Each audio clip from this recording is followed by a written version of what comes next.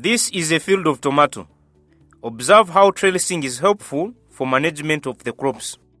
It makes it easy to scout the field, weed, fertilize, and harvest. The plants will show a nice growth and are less affected with insect pests and diseases. The ventilation is good as well as the light interception for increased growth and yield. How to get there? Installing trellis should be done not later than 2 weeks after transplanting. For good sturdy trellis, you need poles made of bamboo, branches, iron posts, and ropes. Check what is available in your area. Since a high productive tomato plant can pull over 5 kilos on the trellis, the poles as well as the ropes should be sturdy enough to hold the weight. Both can be reused for more seasons if of good quality.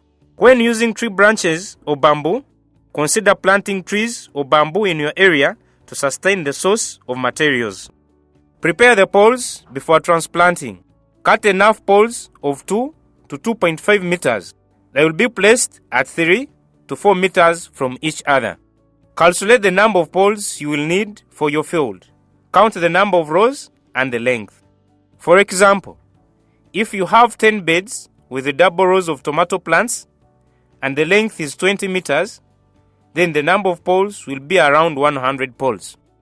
Depending on the system of trellising chosen, the number of materials may differ a little. Plant the pole deep enough to support the weight and sustain a weather event such as strong winds. Sturdy rope is important to support the plant. You will need a lot to tie each plant on the trellis.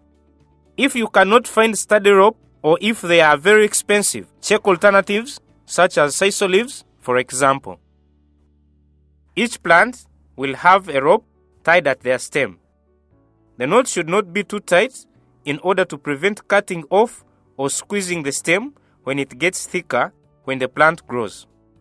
At least once a week, plants are winded into the ropes to keep on supporting the plant until it reaches its full development.